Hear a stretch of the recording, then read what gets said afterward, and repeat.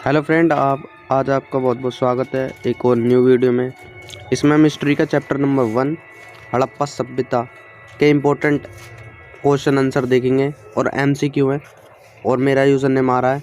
आप मुझे कभी भी मैसेज कर सकते हैं, आप लोग कभी भी मुझे मैसेज कर सकते हैं और मैं आपको जवाब दूंगा। चलिए देखिए, हड़प्पा की लिपि कैसे लिखी जाती थी। ठीक है, 1 मार्क्स में क्वेश्चन पूछा जा सकता है। ऊपर से नीचे, नीचे से ऊपर, दाएं से बाएं या बाएं से दाएं। ठीक है, तो आपका ऑप्शन 3 ठीक होगा, दाएं से बाएं ओर। ठीक है, नेक्स्ट क्वेश्चन की ओर चलते हैं। हड़प्पा सभ्यता का सबसे प्रसिद्ध स्थल कौन सा है? पहला हड़प्पा, दूसरा मोहनजोदड़ो, तीसरा दुर्ग, चौथा बालाकोट। तो आपका ऑप्शन नंबर 2 ठीक होगा। चलिए अब चलते हैं नेक्स्ट क्वेश्चन की तरफ। देखिए, अक्सर स्थलों से भी क्वेश्चन पूछा जाता है, तो आइए एक क्वेश्चन है कालीबंगन। ठीक है, हड़प्पा का स्थल है, वहाँ से क्या चीज़ प्राप्त होती है? वहाँ से क्या चीज़ प्राप्त होती है? ठीक है, तो ऑप्शन नंबर 1 तांबा, ऑप्शन नंबर 2 पीतल, ऑप्शन नंबर 3 सोना, ऑप्शन नंबर 4 जुते हुए खेत। तो आपका ऑप्शन नंबर 4 बिल्कुल सही हो जाएगा। कालीबंगन से इम्पोर्टेंट क्वेश्चन है, तो कृपया नोट करके चलें और आशा करता हूँ आपको पसंद आ रहे होंगे। आगे बढ़ते देखिए, हड़प्पा सभ्यता एक प्राचीन सभ्यता है, तो उसमें कोई सामाजिक विभिन्नता तो होगी जरूर।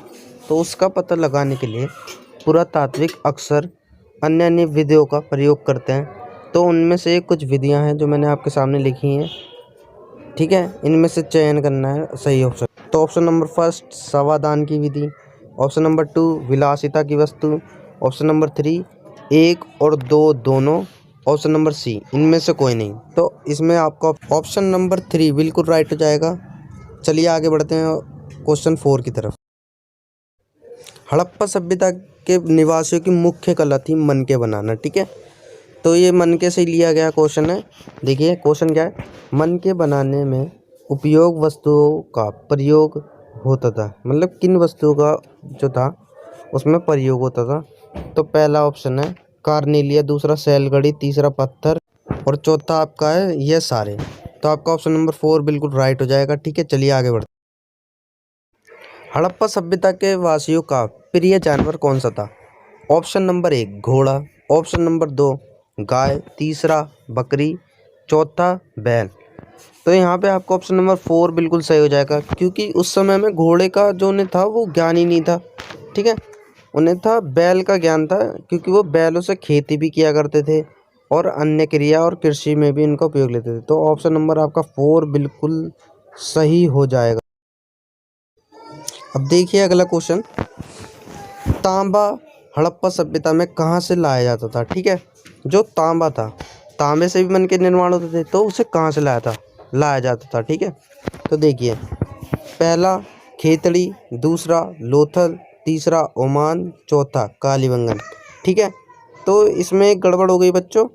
ओमान और खेतड़ी दोनों से ही तांबा मंगाया जा सकता था, लेकिन अगर भारत से पूछे तो खेतड़ी बिल्कुल राइट होगा। आपका ऑप्शन नंबर 1 बिल्कुल राइट है। ठीक है,